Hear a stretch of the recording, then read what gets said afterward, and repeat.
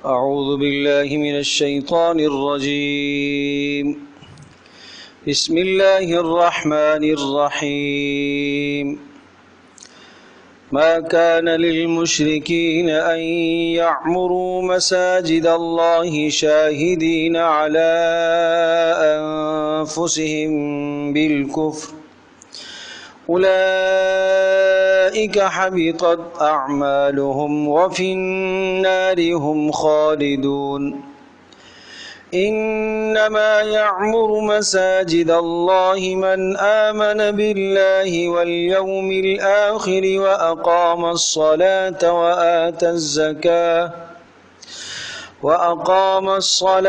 وآتى الزكاة ولم يخش إلا الله فعسى أولئك أن يكونوا من المهتدين. أجعلتم سقاية الحاج وعمارة المسجد الحرام كمن آمن بالله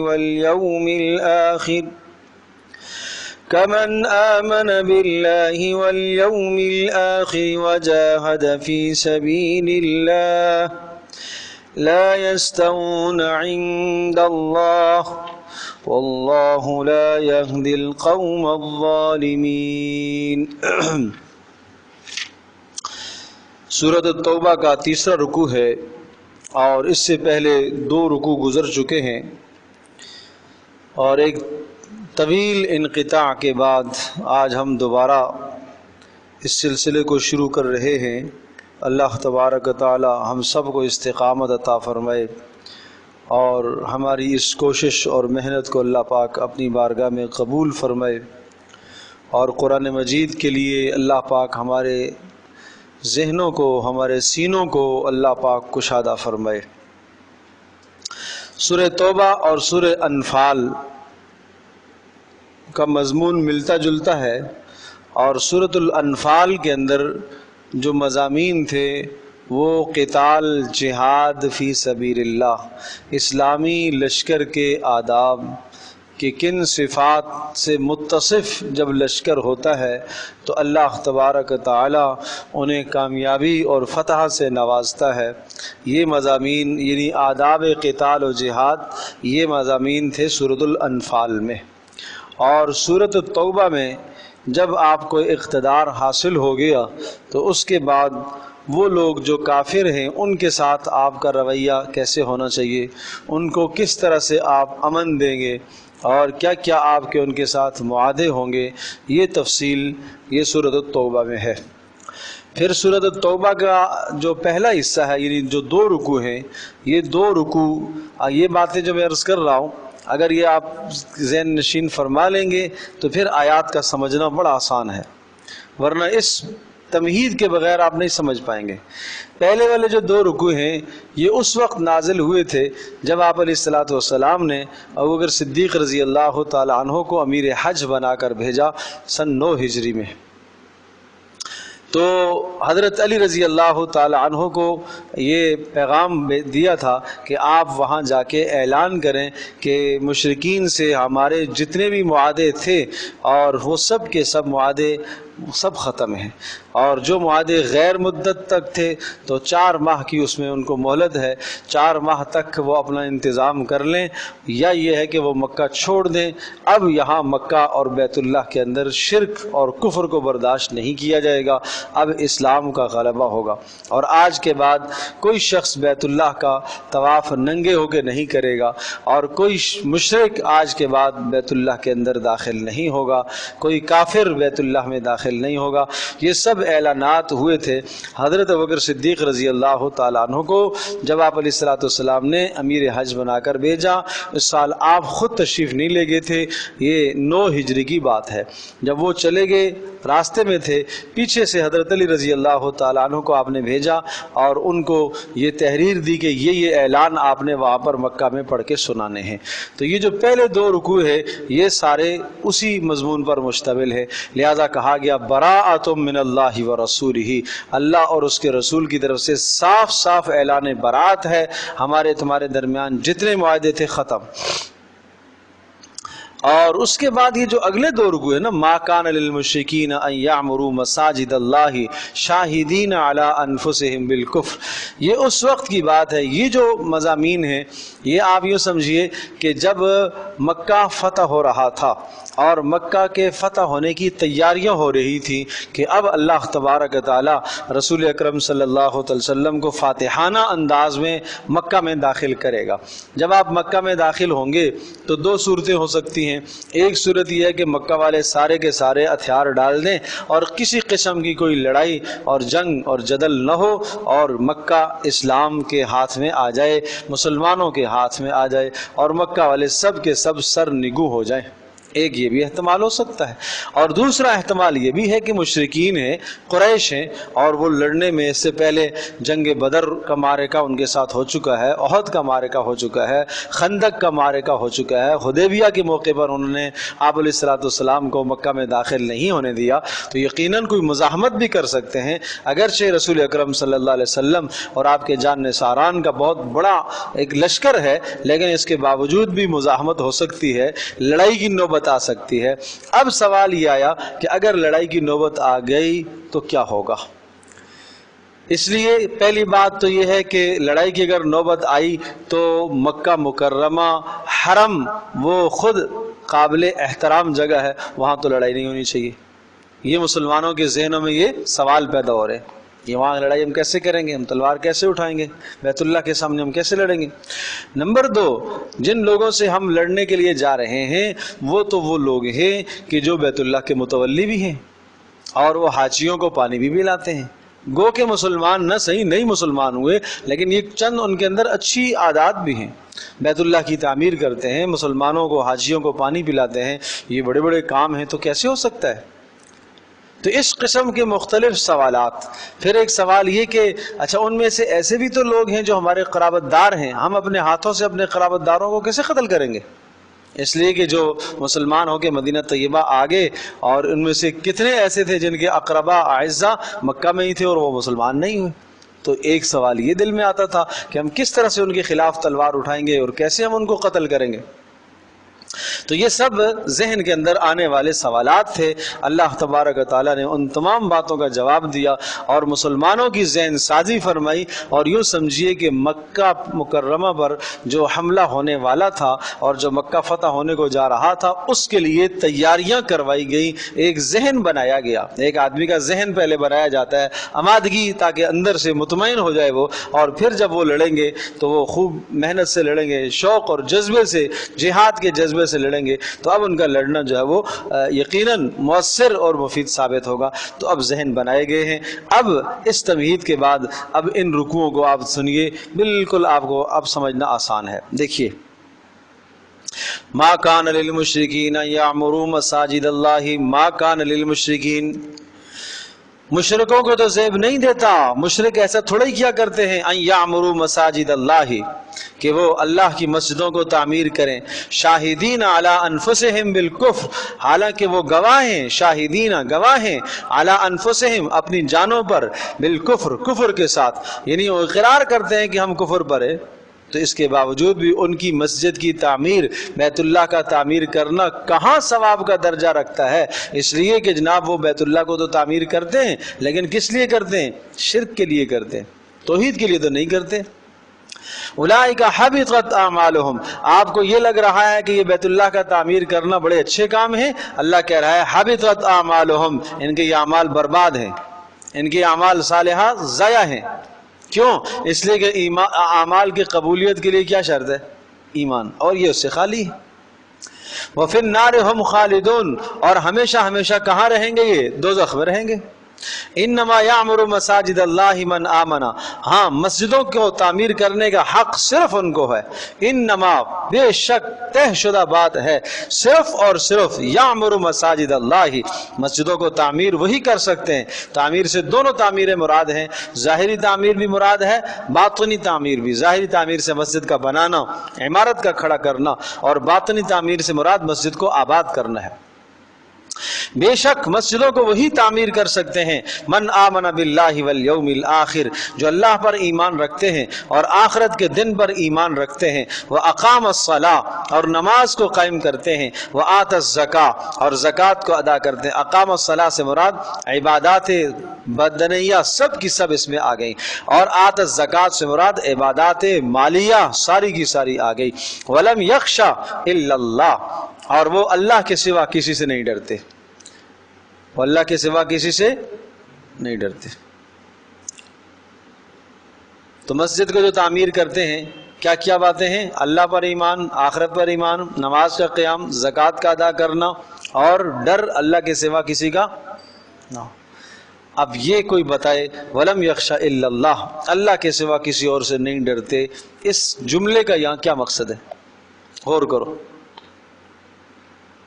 کیا جو آدمی جس کو ڈر لگتا ہو کسی اور سے، وہ مسجد نہیں تعمیر کر سکتا؟ سوچو ہے جی؟ نہیں۔ اور اب اس مضمون کو آپ ذہن میں رکھیں نا کہ یہ کیا ذہن سازی کی جا رہی ہے؟ بولو کیا ذہن سازی کی جا رہی تھی؟ مکہ فتح کی ذہن سازی کی جا رہی ہے نا۔ تو کہا کہ آپ دل میں یہ خوف رکھیں گے کہ لوگ ملامت کریں گے کہ اپنوں کو مار رہے ہیں۔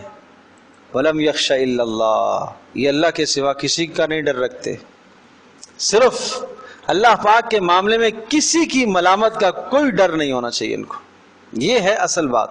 وَلَمْ يَخْشَ إِلَّا اللَّهَ کسی کی ملامت کی پرواہ نہیں کرتے۔ جو لوگ کہتے ہیں کہنے دو، مجھے یہ کام کرنا ہے، بس مجھے اللہ کے گھر کو آباد کرنا ہے، مجھے مسجد کو تعمیر کرنا ہے، مجھے اللہ کے گھر کو آباد کرنا ہے، جو کوئی ملامت کرتا رہے، کہتا رہے، بولتا رہے، اس کی پرواہ ان کو نہیں ہوتی، اس لیے کہ یہ کام کس لیے کر رہے ہیں؟ اللہ کی رضا کے لیے۔ ایک آدمی نماز پڑھ رہا ہے، اچھا جی نماز پڑھ رہا ہوں، ایک آدمی آ گیا، آ کے ملامت کرنے لگ گیا، بھئی یہ تم لوگ کیا کر رہے ہو، کیوں نماز پڑھ رہے ہو، نہیں پڑھنی چاہیے۔ دوسرے نے ملامت کی، تیسرے نے ملامت کی، چوتھے نے ملامت کی، تو جس آدمی کا ایمان کمزور ہوگا وہ کیا کرے گا؟ چھوڑ دے گا۔ چلو یہ نہیں سمجھتے ہیں تو یہ سمجھ لیں، سفر میں ہیں جی، سفر میں ہم لوگ، اور دوران سفر ایک آدمی ٹرین کے اندر نماز کا اہتمام کرتا ہے، کرنا چاہیے۔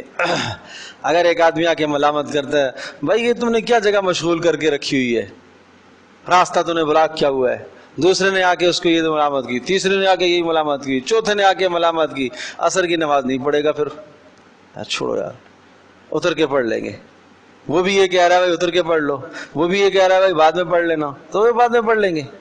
لیکن جس شخص کے دل میں اللہ کا ڈر ہوتا ہے وہ یہ کہے گا ساری دنیا ملامت کرتی رہے، مجھے یہ فرض ادا کرنا ہے۔ اس کو ڈر نہیں ہوتا، اس کو ڈر نہیں ہوتا۔ یہ تو ایک پالیسی ہے کہ آپ جھوٹ کو، آپ غلط کو ایسا پھیلاؤ، ایسا پھیلاؤ، ایسا پروپیگنڈا کرو نا۔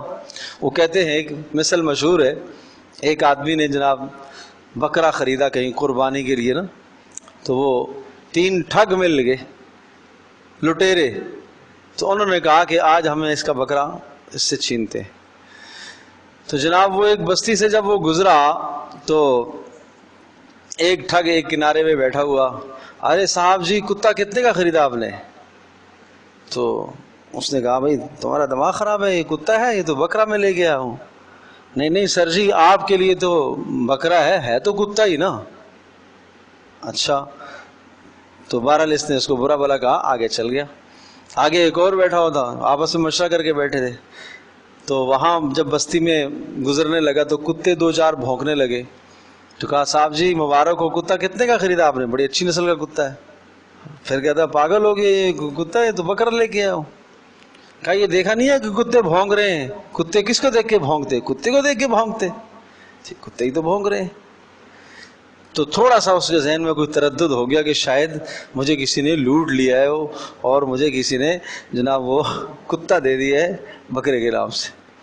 اور پھر آگے جب گیا تو تیسرا ٹھگ بیٹھا ہوا تھا، اس نے بڑے دلائل سے ثابت کیا کہ سر یہ تو کتا ہے، بڑی اچھی نسل کا ہے، یہ ہے وہ ہے فلاں ہے، کہاں سے آپ نے خریدا، یہ وہ بڑی باتیں اس نے کی۔ آپ میرے ساتھ چلیں. اس نے کہا نہیں میں بکرا خرید کے لاؤں. کس نے آپ کو بکرا کہہ کے دیا ہے؟ میرے ساتھ چلے، میں اس کی جناب پٹائی کروں گا، ماروں گا اس کو، یہ ہے اس کے خلاف کیس کریں گے. اب اس نے سوچا بھائی کون اتنا دور میں جائے، چھوڑ دیا، کتا ہے چھوڑو بھائی. تو وہ اس ٹھگ نے پکڑا اور تینوں نے پھر مل ملا کے کھایا اس کو. تو کہتے ہیں اس طرح سے نا پھر دلائل، جھوٹ کے لیے دلائل، غلط باتوں کے لیے دلائل، وہ اتنے دلائل کے سفید کو سیاہ کر دے اور سیاہ کو سفید کر دے. تو میرے عزیز دوستوں اور بزرگوں، ماؤں بہنوں، ہمیشہ یاد رکھو، ہمیشہ یاد رکھو، اگر آپ ٹھیک ہیں، حق بات پر ہیں، تو پھر آپ ڈٹ جائیں. پھر سارا جہان مخالف ہو جائے، پھر آپ پرواہ نہ کرو. آپ پہلے یہ طے کریں کہ میں صحیح کر رہا ہوں. یہ قانون، ضابطہ اور اصول زندگی ہے آپ کا. اگر آدمی دوسروں سے اس طرح سے پریشر میں آ گیا، شریعت کے علاوہ کی باتیں بھی عرض کر رہا ہوں، اگر ایک سوچ کے دماغ لڑا کر محنت کے ساتھ اللہ سے مانگ کر آپ نے کام شروع کیا، ایک حاسد ادھر سے آیا اس نے جملہ کسا، دوسرا ادھر سے آیا اس نے جملہ کسا، تیسرا ادھر سے آیا ادھر سے، آپ کا حوصلہ ٹوٹے گا نہیں. لیکن آپ حوصلہ اپنے بلند رکھیں کام کے لیے. مجھے آپ یہ بتاؤ، پیارے پیغمبر صلی اللہ علیہ وسلم نے جس ماحول میں کام شروع کیا، کیا حال تھا وہاں کا؟ وہاں توحید کا نام لینا تو جرم تھا. وہاں توحید کا نام لینا اپنے آپ کو موت کے سامنے پیش کرنا تھا. کتنے خطرناک معاملات تھے. لیکن رسول پاک صلی اللہ علیہ وسلم کے پائے استقامت میں ذرا بھی لغزش نہیں آئی. آپ بڑھتے چلے گئے، بڑھتے چلے گئے، یہاں تک بھی حد کر دی مشرکین نے. دیکھو نا، کام کو روکنے کے لیے کیا کیا کیا. پہلے سمجھا وہ نہیں کرو، یہ کیا تم نے کام شروع کر دیا، آبا و اجداد میں سے کسی نے نہیں کیا تھا یہ پہلے یوں سمجھا. ایک طریقہ یہ تھا، یہاں سے بات نہیں بنی. دوسرا حربہ استعمال کیا، مجنون ہے، پاگل ہے، دیوانہ ہے. یہ باتیں اس کو کہیں گے تو شاید یہ ٹھنڈا پڑ جائے گا کہ نہیں بھائی میری ایک عزت تھی علاقے کے اندر، اب تو لوگ مجھے مجنون کہنے لگ گئے، پاگل کہنے لگ گئے، چلو چھوڑ دو اس چیز کو. نہیں، آپ کا کام اور بڑھنے لگ گیا، آپ کی محنت اور تیز ہو گئی. پھر تیسرا ہدف آیا، کیا کرنا شروع کر دیا؟ اب مخالفت، مارنا، پیٹنا، سزا دینا. یہ مکہ کے اندر یہ سارے حالات نہیں پیش آئے کہ شاید یہ باز آ جائے، اس سے باز آ جائے گا؟ نہیں باز آئے. آپ کا کام اور بڑھتا چلا گیا، اور بڑھتا چلا گیا. پھر گھر پر حملے، عزت پر حملے، ازواج مطہرات کے لیے بےہودہ لفظ، عائشہ رضی اللہ تعالی عنہا پر عزت کے حملے. یہ سب پروپیگنڈے کس لیے ہوتے ہیں؟ کام سے پیچھے کرنے کے لیے، کام سے روکنے کے لیے. لیکن وَلَمْ يَخْشَ إِلَّا اللَّهُ، وَلَمْ يَخْشَ إِلَّا اللَّهُ، بس اس کو اپنے دل پر نوٹ کر لو. وَلَمْ يَخْشَ إِلَّا اللَّهُ، کہ جو شخص کام کرنے والا ہوتا ہے اس کو کسی کی ملامت کی کوئی پرواہ نہیں ہوتی. سارا جہان ملامت کرتا پھرے، مجھے کسی کا کوئی ڈر نہیں ہے. تو فرمایا مسجدوں کو بھی وہی لوگ تعمیر کیا کرتے ہیں، من آمن باللہ والیوم الآخر، جو اللہ پر اور آخرت پر ایمان رکھتے ہیں. وَأَقَامَ الصَّلَاةَ، اور اسی طرح سے جناب اقام الصلاۃ، اور نماز کو قائم کرتے ہیں. وَآتَ الزَّكَاةَ، اور زکوٰۃ ادا کرتے ہیں. وَلَمْ يَخْشَ إِلَّا اللَّهُ، اور اللہ کے سوا کسی سے نہیں ڈرتے. یہ ہونا چاہیے نا، اللہ کے سوا کسی سے نہیں ڈرنا چاہیے. پچھلے دنوں ایک تقریب میں تھا تو مجھے وہاں بلایا گیا دعا کے لیے. اچھا، اب اس موقع پر کچھ رسومات تھی، کچھ بدعات تھی. تو میں جب دیکھا تو نقشہ ہی بدلا ہوا تھا. میں نے کہا یا خدایا، اب میں آیا ہوں تو اب میں بات کیا کروں اور کیسے کروں. اس لیے کہ وہ سارا کا سارا مجمع ایک سوچ کا، ایک بدعت کو، ایک رسم کو لے کے آیا ہوا ہے اور اسی رسم کو پورا کرنے کے لیے آئے ہوئے ہیں. تو خیر اللہ پاک سے مانگا، اللہ سے دعا مانگی، اور میں نے کہا کہ یہ تقریباً کوئی 60-70 لوگ بیٹھے ہوئے ہیں. اس وقت اگر ان کو میں پیغام صحیح نہ سناؤں اور حق بات ان کو نہ کہوں تو یہ ان کے ساتھ زیادتی اور خیانت ہے. دل میں وسوسے، میں بھی انسان ہوں، میرے دل میں بھی وسوسے آتے ہیں، خیال آتا ہے کہ بھائی لوگ کیا کہیں گے، یار یہ مولوی صاحب نے کیا کام کرنا شروع کر دیا، کوئی کیا کہے گا، پتہ نہیں کیا ہوگا، پتہ نہیں جناب لڑائی کی نوبت نہ آ جائے، پتہ نہیں کوئی مسائل نہ پیدا ہو جائے. یہ 10 سوال ہمارے اندر بھی آتے ہیں. لیکن ایک بات میں نے کہا نہیں، اللہ کا پیغام اللہ کی رضا کے لیے سنانا ہے، جو ہو جائے سنانا ہے. کھڑے ہو کے تقریباً 20-25 منٹ بات کی کہ کیا طریقہ ہوتا ہے ایصال ثواب کرنے کا، سنت طریقہ کیا ہے، اور یہ جو کچھ آپ نے کیا ہوا ہے یہ سب خلاف شرع ہے، یہ سب بدعت ہے. تو اس میں کوئی شک نہیں.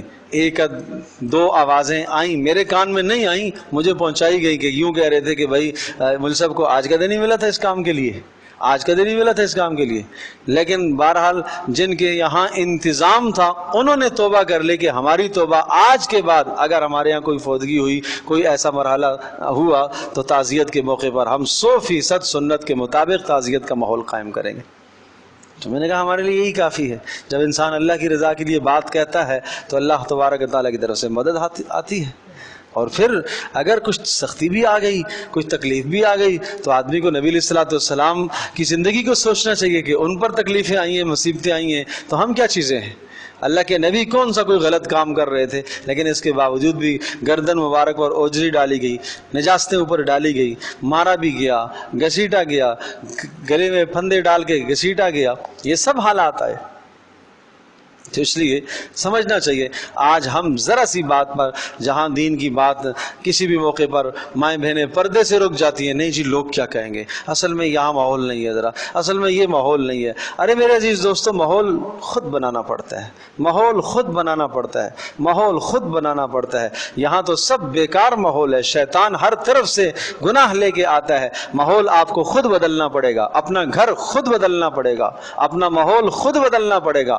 آپ اپنا کردار ایسا بنائیں، وَلَمْ يَخْشَ إِلَّا اللَّهِ، اللہ کے سوا کسی کی ملامت کا تمہیں کوئی ڈر نہیں ہونا چاہیے۔ دین کے معاملے میں لا يَخَافُونَ فِي اللَّهِ لَوْمَةَ لَائِمٍ، آپ علیہ السلام نے ایک صحابی کو خاص طور پر نصیحت فرمائی تھی کہ اللہ کے معاملے میں کسی ملامت کرنے والے کی ملامت کی پرواہ مت کرنا، ملامت کرتے رہے۔ ملامت اللہ کے نبی کے لوگوں نے کی، جادوگر اور جناب کیا کچھ نہیں کہا۔ تو اس لیے ان باتوں سے آدمی کو گھبرانا نہیں چاہیے۔ فَعَسَىٰ أُولَٰئِكَ أَن يَكُونُوا مِنَ الْمُهْتَدِينَ، فرمایا یہی لوگ ہیں ہدایت پر۔ فَعَسَىٰ أُولَٰئِكَ أَن، یقینی بات ہے یہی لوگ ہیں ہدایت پر، مقصود کو پہنچنے والے یہی لوگ ہیں۔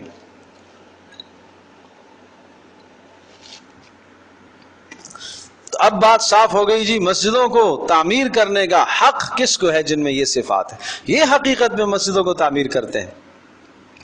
دوسری بات یہ رہی کہ جناب حاجیوں کو پانی پلانا، یہ بہت بڑا کام کر رہے تھے مشرکین۔ اب ہم ان کو کیسے ماریں گے جو حاجیوں کو پانی پلاتے ہیں، اتنی بڑی خدمت کرتے ہیں، اور زمزم کے جناب ڈول بھر بھر کے کنویں سے نکال نکال کے سارا دن دھوپ میں گرمی میں کھڑے رہتے تھے، حاجیوں کو پانی پلاتے۔ اس پر فرمایا اجعلتم سقایۃ الحاج، اے مسلمانوں کیا خیال ہے تمہارا، اجعلتم سقایۃ الحاج، حاجیوں کو پانی پلانا، حاجیوں کو پانی پلانا، وعمارت المسجد الحرام، اور مسجد حرام کو تعمیر کرنا، یہ تم نے بنا لیا، یہ عمل حاجیوں کو پانی پلانے کا عمل اور مسجد کو تعمیر کرنے کا عمل تم نے بنا لیا، ٹھہرا دیا برابر، کمن آمنا، اس شخص کی طرح جو اللہ پر ایمان رکھتا اور یوم آخرت پر ایمان رکھتا ہو، وجاہد فی سبیل اللہ، اور اللہ کی راہ میں لڑنے والا ہو، اپنی جان کے نذرانے پیش کرتا ہو۔ کیا یہ برابر ہو سکتے ہیں دونوں؟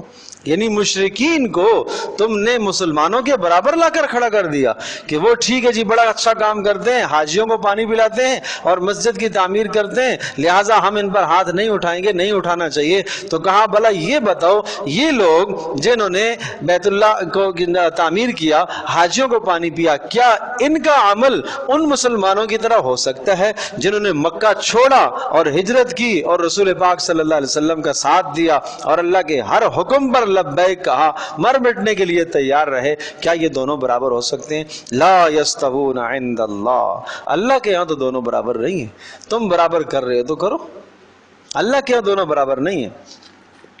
فاللہ لا یہدی القوم الظالمین، اور یاد رکھیے گا اللہ ظالموں کو ہدایت نہیں دیا کرتا۔ یہاں ظالم سے مراد مشرک ہے، اللہ مشرکوں کو کبھی رہنمائی نہیں دیا کرتا، ان کو صحیح بات کی رہنمائی نہیں ہوتی، وہ غلط راستے پر چلتے۔ پھر ایک اور بات، الذین آمنوا، اور یہ وہ لوگ جو ایمان لائے، محمد صلی اللہ علیہ وسلم پر ایمان لائے، وہاجروا، اور مکہ چھوڑا، ہجرت کی، وجاہدوا فی سبیل اللہ، اور جہاد کیا اللہ کی راہ میں، بے اموالہم، اپنے مالوں کو لے کر، وانفسہم، اور اپنی جانوں کو لے کر کیا، اعظم درجۃ عند اللہ، یہ بڑے درجے والے، اعظم بڑے ہیں، درجۃ باعتبار درجے کے، عند اللہ اللہ کے یہاں، کن سے؟ ان لوگوں سے جو بیت اللہ کو تعمیر کر رہے ہیں اور جو حاجیوں کو پانی پلا رہے ہیں، وَأُولَئِكَ هُمُ الْفَائِزُونَ، اور یہی لوگ ہیں پورے کامیاب ہونے والے۔ युबश्शिरुहुम रब्बुहुम बिरहमतिन मिन, और युबश्शिरुहुम, और इनको परवरदिगार खुशखबरियां सुनाता है, युबश्शिरुहुम, उनको खुशखबरियां सुनाता है उनका रब, बिरहमतिन मिनहु, अपनी तरफ से बड़ी रहमत, व रिज़वानिन, और अपनी तरफ से रजामंदी की, व जन्नातिन, और खुशखबरियां सुनाता है जन्नातिन, जन्नतों की, लहुम फीहा नईमुम मुकीम, उन जन्नतों में ये हमेशा हमेशा रहेंगे, खालिदीन फीहा अबदा, हमेशा हमेशा उसमें रहेंगे, इन्नल्लाह इंदहु अजरुन अजीम, अल्लाह के यहाँ बड़ा अजर है। तो अब ये समझ गए कि दोनों बराबर नहीं हो सकते। देखो किस खूबसूरत अंदाज से कुरान ज़हन साजी करता है, कैसा ज़हन बनाता है कि तुम लोगों ने अपने सोच में क्या सोचा हुआ है कि ये और ये बराबर हो सकते हैं। अब बात आई तीसरी, हैं जी, मुशरिकीन के खिलाफ हम कैसे तलवार उठाएंगे, इसलिए कि ये क्या करते हैं, बैतुल्लाह को तामीर करते हैं। नंबर 2, हाजियों को पानी पिलाते हैं। तो वो तो जवाब आ गया।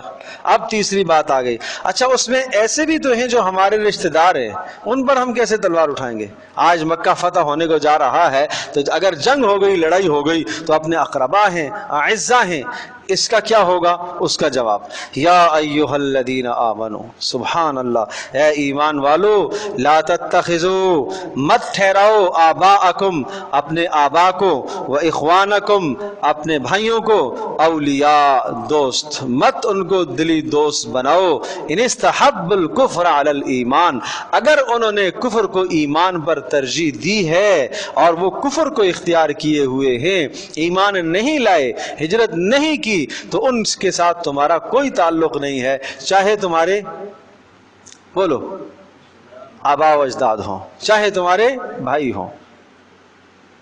बात समझे जी।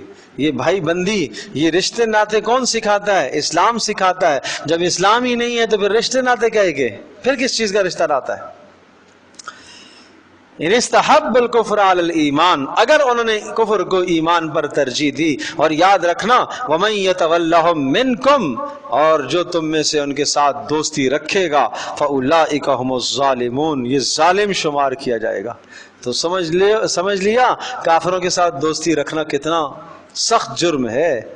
बाप है, माँ है, भाई है काफिर, उसके साथ दोस्ती लगाना जायज नहीं है, उसके साथ क़राबतदारी का इख्तियार आपको नहीं है। चाहे जाए कि एक दूसरा कारोबारी आदमी हो, एक कारोबारी है आपका, उसके साथ आप दिली दोस्ती देखें।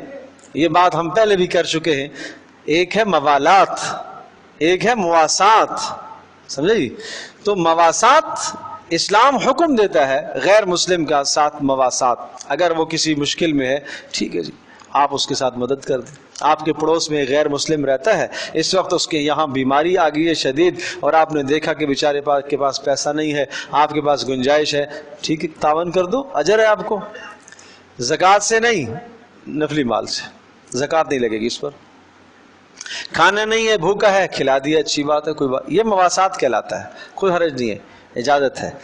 दूसरी चीज़ है आप मामलात, खरीद फरोख्त। तो खरीद फरोख्त भी आप कर सकते हैं, बशर्ते कि वो काफिर मुर्तद ना हो और बशर्ते कि वो काफिर हरबी ना हो। मुर्तद जो इस्लाम से फिर गया है, इस वक्त कादियानी मुर्तद के हुक्म में है, आपके मामलात करना उसके साथ भी जायज़ नहीं है। और इसी तरह से जो काफिर हरबी हो, आपके साथ जंग कर रहा हो, बरसरे पैकार हो, लड़ रहा है इस वक्त, तो उसके साथ भी आप मामला नहीं करेंगे खरीद फरोख्त का, इसलिए कि आप उसको नफ़ा नहीं पहुंचाएंगे। नफ़ा पहुंचाएंगे तो वो इस्लाम पर खर्च करेगा पैसा, आपको नुकसान पहुंचाएगा, इसलिए मामलात इसके साथ जायज़ नहीं है, ठीक है जी। और तीसरा दर्जा है मवालात का, दिली दोस्ती का। एक मुसलमान के साथ इंसान दिली दोस्ती रखता है, हमदर्दी रखता है, उसको अपने घर में बुलाता है, उसके घर में जाता है, उसके साथ दस्तरखान में बैठता है, उसको खाना खिलाता है, उसको खिला के मज़ा आता है, उससे खाकर मज़ा आता है। एक जो क़ल्बी लगाव और ताल्लुक़ होता है एक मुसलमान से, ये ताल्लुक़ गैर मुस्लिम से जायज़ नहीं है, चाहे वो गैर मुस्लिम आपका करीबी रिश्तेदारी क्यों न हो, चाहे भाई क्यों न हो, चाहे बाप क्यों न हो, ये जायज़ नहीं उससे। बात समझे जी। तो ये 3 किस्म के रवाबित हैं गैर मुस्लिमों से, ये समझने चाहिए। तो इसलिए फरमाया ला तत्तखिदू आबाअकुम, मत ठहराओ अपने आबा को और अपने इख्वान और अपने भाइयों को औलिया, दिली दोस्त। इन इस्तहब्बुल कुफ्र, इस्तहब्बु पसंद करना, मोहब्बत से, अगर वो कुफ्र को पसंद कर दें, अलल ईमान, ईमान पर, वमन यतवल्लहुम, اور جو ان سے دوستی کرے گا منکم تم میں سے فاولئک هم الظالمون تو یہ کیا شمار ہوگا؟ ظالم۔ اب ایک اور اس سے بھی زیادہ سخت بات اسی موضوع پر کہ آپ کافروں سے اپنے اقربا جو تمہارے رشتہ دار ہیں ان سے تم دوستیاں رکھتے ہو باوجود یہ کہ وہ کفر پر ہیں، لیکن سن لو قل ان کان آباؤکم اگر تمہارے آبا اگر کانا ہوں آباؤکم تمہارے آبا و ابناؤکم تمہارے اولادیں و اخوانکم تمہارے بھائی و ازواجکم تمہاری بیویاں اور بیویوں کے لیے تمہارے شوہر و عشیرتکم اور تمہارا کنبہ خاندان و اموال اقترفتموہا اور وہ مال جو تم نے کمائے ہیں حاصل کیے ہیں و تجارتن اور وہ تجارتیں بڑی بڑی تخشونا تم خوف رکھتے ہو کسادہا جن کے ٹھپ ہونے کا تم خوف رکھتے ہو کہ تجارتیں ہماری مان پڑ جائیں گی و مساکن اور تمہارے وہ بڑے بڑے محلات اور گھر تردونہا جن کو تم پسند کرتے ہو، اگر یہ سب چیزیں یہ کتنی؟ نمبر 1 آباؤکم، نمبر 2 ابناؤکم، نمبر 3 اخوان بھائی، نمبر 4 ازواج بیویاں یا شوہر، نمبر 5 عشیرہ خاندان، نمبر 6 اموال، نمبر 7 تجارتیں اور نمبر 8 گھر، اگر یہ 8 چیزیں احب الیکم یہ زیادہ محبوب ہو گئی تمہارے نزدیک من اللہ سے و رسولہ اور اللہ کے رسول سے و جہاد فی سبیلہ اور اللہ کی راہ میں لڑنے سے، تو پھر فتربصوا بس پھر انتظار کرو حتی یأتی اللہ بامرہ یہاں تک کہ اللہ کوئی فیصلہ اور لے کر آئے تمہارے خلاف۔ بات سمجھے؟ بڑی سخت ڈانٹ ہے یہ، قرآن میں شاید کوئی دوسری جگہ ایسی نہیں ہے، اتنی شدت کے ساتھ ڈانٹ ہے کہ اگر یہ سب چیزیں تمہارے نزدیک اللہ اور اس کے رسول اور جہاد فی سبیل اللہ سے زیادہ محبوب ہو گئی ہیں فتربصوا عذاب کا انتظار کرو، پھر عذاب کا انتظار کرو۔ اللہ تمہیں ان اولادوں کے اندر اور ان تجارتوں میں اور ان مالوں میں اور ان سب چیزوں میں اللہ تمہیں ایسے الجھا دے گا کہ تم اللہ کا نام لینا بھی بھول جاؤ گے، یہ عذاب آئے گا تمہارے اوپر۔ آپ کیا سمجھتے ہیں کہ عذاب یہی آئے گا کہ اوپر سے پتھر برسے، یا عذاب یہی آئے گا کہ زلزلے آئیں؟ توفیق سلب ہو جانا یہ بھی عذاب کی قسم ہے، توفیق سلب ہو جائے گی تم سے، نیکی کی طاعت کی توفیق اللہ چھین لے گا، اس لیے بڑی سخت بات ہے، سمجھنے کی ضرورت ہے۔ اب اس میں ان تمام چیزوں کو آپ 3 پر تقسیم کر لیں تو آسان ہو جائے گا۔ یہ 8 ہے نا، 8 کو 3 پر تقسیم کریں، کیسے؟ رشتہ داریاں سب آ جائیں گی اس میں، نمبر 2 مال و تجارت اور نمبر 3 پراپرٹیاں، 3 میں آ گئی نا ساری، ہاں تو مال اور تجارت دونوں ایک ہی جگہ پر آ جائیں گے، اور مساکن یہ پراپرٹیاں آ جائیں گی آپ کی، اور اس سے پہلے سارے رشتہ دار آ جائیں گے۔ تو خلاصہ یہ ہوا کہ اگر تمہارے اقربا اور رشتہ دار اور تمہارا مال و دولت اور تجارت اور تمہاری پراپرٹیاں یہ سب کچھ اگر تمہیں اللہ اور اس کے رسول سے زیادہ محبوب ہو گئی تو پھر اللہ کے عذاب کا انتظار کرو، اللہ اللہ اللہ واللہ لا یہدی القوم الفاسقین، سخت ڈانٹ ہے۔ اور سنو، اللہ تبارک و تعالی فاسقوں کو، بگڑے ہوئے لوگوں کو ہدایت نہیں دیا کرتا۔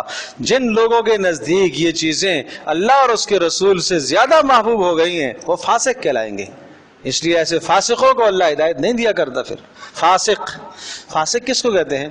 فاسق کہتے ہیں اطاعت سے نکلنے والا۔ فسق 2 لفظ استعمال ہوتے ہیں، فسق اور فجور کا لفظ آپ نے سنا ہوگا۔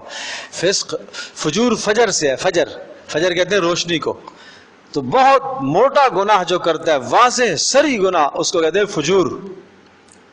اور فسق اللہ کی اطاعت سے نکلنا، ٹھیک ہے جی، نکل جانا، بس اس قانون سے نکل گیا، وہ اللہ کے قانون اور ضابطے سے نکل جاتا ہے۔ اس لیے فسق سے مجھے ایک بات یاد آ گئی، فویسقہ کہا جاتا ہے چوہے کو، اور ہر چوہے کو نہیں، وہ ایک رات کو آتا ہے کبھی کبھی، یہ چھچندر کی طرح یہ نکلتا ہے، اور گھر میں کوئی چراغ اور بتی اگر جل رہا ہو تو اس کو یہ نکال کے، چراغ سے بتی کو نکال کے یہ لے جاتا ہے، اور یہ لے جاتا ہے تو جس طرف سے گزرتا ہے تو آگ لگاتا ہوا جاتا ہے۔ اس لیے آپ نے ارشاد فرمایا رسول پاک صلی اللہ علیہ وسلم نے کہ تم رات کو چراغوں کو بجھا کے سویا کرو۔ یہ فویسقہ نکلتا ہے اور یہ نکل کے اس بتی کو کھینچتا ہوا لے جائے گا اور تمہارے گھر کو آگ لگ جائے گی۔ وہ فسق ہے، نکل جانا، بات سے نکل جانا. ایک عورت جو ہے اپنے شوہر کی بات سے نکل جاتی ہے, نہیں مانتی اس کی بات, اس کی کوئی بات نہیں مانتی, کیا کہلائے گی؟ یہ فسق کہلاتا ہے, اطاعت سے خارج ہو جانا. اللہ اکبر اللہ اکبر. تو اس لیے یہ 3 بڑی رکاوٹیں تھیں کہ ہم کیسے مکہ والوں پر ہتھیار اٹھائیں گے. ان 3 رکاوٹوں کا ازالہ کیا گیا اور ذہن سازی کی گئی, ذہن بنایا گیا. لقد نصرکم اللہ فی مواطن کثیرۃ ویوم حنین اذ اعجبتکم کثرتکم فلم تغن عنکم شیئا. اب یہ جو ہے یہاں سے ایک الگ ہے, اللہ تبارک و تعالیٰ نے اپنی مدد کی مثالیں چند ذکر فرمائی ہیں. لقد نصرکم اللہ فی مواطن کثیرۃ, اللہ تبارک و تعالیٰ نے بہت ساری جگہوں پر تمہارے سے آپ کی مدد کی ہے. اچھا, یہ جو پہلے والی آیت, یہ جو رکوع گزرا ہے, یہ رکوع جو میں نے عرض کیا یہ مکہ فتح ہونے سے پہلے کا نازل ہوا ہے. مکہ جب فتح نہیں ہوا تھا ذہن سازی کی گئی. اب اگلا جو رکوع آنے والا ہے یہ مکہ کے فتح ہونے کے بعد کا ہے, یہ بعد کی آیات ہیں. دیکھو, لقد نصرکم اللہ, اللہ نے خوب تمہاری مدد کی ہے, فی مواطن کثیرۃ. اور یہ حقیقت میں آگے یاد رکھیے گا, یاد رکھیے گا, یہ جو اب آ رہا ہے, اگلا جو رکوع آ رہا ہے, یہ ایک بہت بہت بڑے غزوے کی طرف ذہن سازی کے لیے آیا. نہیں سمجھے؟ غزوہ تبوک. آپ علیہ الصلوۃ والسلام کے زمانے میں جتنے بھی غزوات آئے ہیں ان تمام میں سب سے بڑا غزوہ وہ غزوہ تبوک تھا, اور آپ کا آخری غزوہ تھا نا. اور اس غزوے میں کیا تھا؟ رومیوں سے لڑنا تھا, اور روم ایک سپر طاقت تھی, بڑی طاقت سمجھی جاتی تھی رومیوں کی طاقت. تو اب یہاں سے آگے ذہن سازی کی جا رہی ہے اس غزوے کے لیے. کہ اب میں تھوڑی سی اس کا ایک اور پس منظر ذکر کرتا ہوں, پھر آپ کو تبوک سمجھ میں آئے گا, بڑا مزہ آئے گا. غور سے سنیں آپ. آپ علیہ السلام نے ایک لشکر بھیجا, شام کی ایک سرحد تھی, شام کا ایک علاقہ تھا, تو وہاں شرحبیل بن عمر ایک شخص تھا, ان کے پاس آپ نے اسلام کی دعوت بھیجی. یہ مکہ حدیبیہ کے بعد آپ نے وفود بھیجنے شروع کیے تھے, باہر ممالک کو آپ نے خطوط لکھے تھے. تو ان خطوط میں ایک خط ادھر بھی گیا. یہ لوگ تھے رومیوں کے زیر اثر, روم کی بڑی سلطنت تھی اور ان کا تعلق گٹھ جوڑ رومیوں کے ساتھ تھا. تو اگرچہ یہ روم سے باہر لگتا تھا لیکن بہرحال تمام تر ان کے معاملات جو ہے نا وہ رومیوں کے ساتھ ہوتے تھے, اور رومیوں کا یہاں اقتدار چلتا تھا, انہی کی حکومت یہاں چلتی تھی. تو آپ نے کوئی 3000 کے لگ بھگ کا لشکر بھیجا, اور وہ لشکر جب 3 اصحاب کی آپ نے نشاندہی فرما دی ہے, عبداللہ بن رواحہ اور زید بن حارثہ اور تیسرے ہیں جعفر, حضرت جعفر طیار, ان 3 کی نشاندہی آپ نے فرمائی کہ یہ لشکر کے امیر ہوں گے, یہ شہید ہو گئے تو پھر یہ شہید ہو گئے تو پھر یہ شہید, اس طرح سے. تو یہ بات سمجھ میں آ گئی کہ یہ تو شہید ہو ہی جائیں گے, اس لیے کہ اللہ کے نبی نے کہہ دیا ہے تو پھر انہوں نے تو ہونا ہی ہے. اس کے بعد اپنی مرضی سے کسی کو مقرر فرما لینا. پھر جو ہے جب یہ اس کو کہتے ہیں جنگ موتا. تو یہ 3000 کا لشکر جب وہاں پہنچتا ہے تو رومیوں سے انہوں نے مدد لی, چونکہ رومیوں کے زیر اثر تھے, اور رومیوں سے انہوں نے مدد لی تو اچھا خاصا بڑا لشکر رومیوں کا سامنے آ گیا. تو بہرحال صحابہ وہاں لڑے, تو یہ 3 اشخاص تو شہید ہو گئے. اس کے بعد حضرت خالد بن ولید رضی اللہ تعالی عنہ کو سپہ سالار لوگوں نے اپنی مشاورت سے مقرر کر دیا, اور خالد بن ولید رضی اللہ تعالی عنہ نے اپنی جنگی جو مہارت اللہ نے انہیں دی تھی, اس مہارت کے بل بوتے پر اللہ کی مدد سے وہ لشکر کو بچا کر واپس مدینہ لے آئے. کچھ رومیوں کو مارا, لڑے بھی, لیکن پھر لشکر بچا کے لے آئے, اس لیے کہ پیچھے سپر طاقت روم جو ہے وہ سب کچھ کر رہی ہے. تو یہ خیال آیا کہ شاید ہم پورے کے پورے ان کے ساتھ نہ لڑ سکے, اس لیے عافیت اسی میں ہے کہ ہم واپس چلے جائیں اور پھر منظم ہو کر آئیں. تو جب یہ مدینہ میں آگے واپس, تو اچھا ایک بات کہنا میں بھول گیا. جب آپ علیہ الصلوۃ والسلام نے ایک وفد بھیجا تھا جو دعوتی وفد تھا, جس کو آپ نے دعوت کے لیے بھیجا تھا شرحبیل بن عمر کی طرف, تو اس نے ان کو قتل کر دیا تھا. وہ دو اشخاص گئے تھے پہلے جو رسول پاک صلی اللہ علیہ وسلم کا ایک دعوت نامہ لے کر گئے تھے، اسلام کی دعوت. اچھا، تو اسلام کی دعوت لے کر گئے تو کسی سفیر کو قتل کرنا بڑا بدترین جرم ہوتا تھا، تو اس کو ان صحابہ کو انہوں نے قتل کر دیا. پھر اس پر حضرت خالد بن ولید کو رضی اللہ، یہ لشکر جو 3000 افراد پر مشتمل تھا، یہ لشکر پھر آپ علیہ السلام نے بھیجا کہ جاؤ ان سے پوچھو کہ کیوں قتل کیا، ایلچی کو قتل کیوں کیا ہے آپ نے. تو اب یہ جب گئے خالد بن ولید رضی اللہ تعالیٰ عنہ اور باقی اشخاص، وہ تو شہید ہو گئے، اور پھر وہاں تھوڑی سی جنگ ہوئی تو خالد بن ولید نے لشکر کو بچایا اور واپس لے آئے. جب واپس لے آئے تو حضرت صلی اللہ تعالیٰ علیہ وسلم نے پھر کچھ وقت کے بعد تیاری فرمائی کہ اب ہم خود جائیں گے، اب ہم خود جائیں گے. تو ادھر رومیوں کے ذہن میں یہ خیال تھا کہ بھئی پہلے بھی ٹھیک ہے، سنا ہے کہ مسلمان دوبارہ آ رہے ہیں اور ہم سے لڑنے کے لیے آ رہے ہیں، تو ٹھیک ہے پہلے بھی آئے تھے تو وہ بھاگ گئے، دوبارہ آئیں گے پھر بھاگ جائیں گے. ہرقل کو اطلاع ملی کہ مسلمان آ رہے ہیں، اس نے کہا کوئی بات نہیں، آ رہے ہیں تو دیکھی جائے گی. پہلے بھی ان کو شکست ہوئی ہے، پھر بھی ہوئی، لیکن ہرقل کو یہ نہیں پتہ تھا کہ مسلمانوں کے رسول خود آ رہے ہیں. اچھا، وہ اپنی کتابیں میں پڑھ چکا تھا کہ رسول براہ راست جب کسی غزوے میں اتر آئے تو پھر مقابلہ آسان نہیں، پھر تو مرنا ہی مرنا ہے اس کو، پھر کٹنا ہی کٹنا ہے اس کو. تو جب آپ علیہ الصلوۃ والسلام نے پھر صحابہ کو تیار فرمایا تو 30,000 صحابہ کا لشکر تھا جو غزوہ تبوک میں گئے رومیوں سے لڑنے کے لیے. بالآخر خیر وہ جنگ ہوئی نہیں تھی، کچھ وقت کے بعد واپسی ہوئی، اس لیے کہ جناب ہرقل خود پیچھے ہٹ گیا تھا کہ نہیں جنگ کرنا مناسب نہیں ہے ان کے ساتھ، اور اسے چونکہ نظر آ رہا تھا، اپنی کتابوں میں پڑھ چکا تھا، اور رسول اکرم صلی اللہ تعالیٰ علیہ وسلم کی رسالت اور آپ علیہ السلام کی نبوت کو اس نے اپنے اندر تسلیم بھی کیا کہ ہاں واقعتاً یہ رسول ہے، اور مان لینا چاہیے ہماری کامیابی اور فلاح اسی میں ہے. لیکن اقتدار نے اس کو ماننے نہیں دیا. لوگوں نے کہا کہ اگر آپ ایسا کریں گے، آپ اس کی بات مانیں گے، ہم آپ کو بادشاہ نہیں مانیں گے. سارے بگڑ گئے. جب سارے بگڑ گئے تو اس نے دیکھا کہ معاملات خراب ہو جائیں گے، تو اس نے کہا نہیں میں تو تمہیں آزما رہا تھا، اس لیے ایسے میں نے کہا. تو القصہ یہ کہ یہ پھر آگے غزوہ تبوک شروع ہونے والا ہے، اس کے احوال ہیں. پورا نصف سپارہ غزوہ تبوک کے حالات پر ہے، بلکہ نصف سے بھی زائد ہے، اور اس میں پھر منافقوں کی بے اعتدالیاں. تو اب یہ جو آگے ذہن سازی کی جا رہی ہے یہ کس لیے؟ غزوہ تبوک کے لیے. تو اس لیے تم پریشان نہ ہو جاؤ، اللہ تمہاری مدد کرے گا. لقد نصرکم اللہ فی مواطن کثیرۃ، اللہ نے خوب مدد کی ہے فی مواطن کثیرہ، بہت سارے میدانوں کے اندر. ویوم حنین، اور حنین والے دن بھی اللہ نے آپ کی. یہ حنین کب ہوا تھا؟ یہ مکہ کے فتح ہونے کے فوری بعد ہوا تھا. مکہ جب فتح ہوا تو رسول پاک صلی اللہ تعالیٰ علیہ وسلم مکہ اور طائف کے درمیان میں 3 میل کے فاصلے پر یہ ایک وادی ہے، سمجھے جی. تو یہ وادی طائف کیا کہتے ہیں، حنین کی جگہ کہلاتی ہے. اور یہاں قبیلہ بنو حوازن اور قبیلہ ثقیف، یہ 2 بڑے قبائل تھے، اور جو سخت جنگجو قبائل تھے، لڑنے والے قبائل تھے. انہوں نے مکہ پر حملے کا ارادہ کیا. بات سمجھے جی. جب مکہ فتح ہو گیا تو ان کو اطلاع ہوئی کہ مسلمان مکہ پر غالب آ گئے ہیں، تو کچھ مشرکین نے بھی ان کے ساتھ گٹھ جوڑ کی اور ان کو اس بات پر آمادہ کیا کہ تم باہر سے آ کر مکہ پر حملہ کرو. تو انہوں نے حملے کی تیاری کی. رسول پاک صلی اللہ علیہ وسلم نے صحابہ سے کہا وہ آنا چاہ رہے ہیں، ہم پہل کرتے ہیں.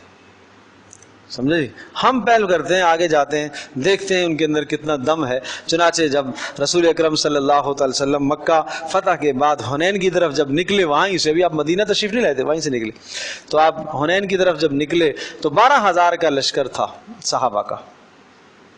اور اس میں یوں سمجھ لیجئے کہ 10,000 تو وہ تھے جو مدینہ سے آئے تھے ساتھ آپ علیہ السلام کے ساتھ مکہ فتح کے موقع پر، اور 2,000 مزید جو اس وقت نئے مسلمان ہوئے تھے یہ لوگ تھے. مکہ فتح ہونے پر بہت سارا مجمع مسلمان ہوا تھا، تو یہ لوگ تھے. تو 12,000 کا لشکر تھا، اور دل میں یوں خیال آیا کہ آج تو ہماری تعداد بڑی ہے. سامنے پتہ کیا آگے کیا تعداد ہے؟ بھائی آگے تو 4,000 ہیں.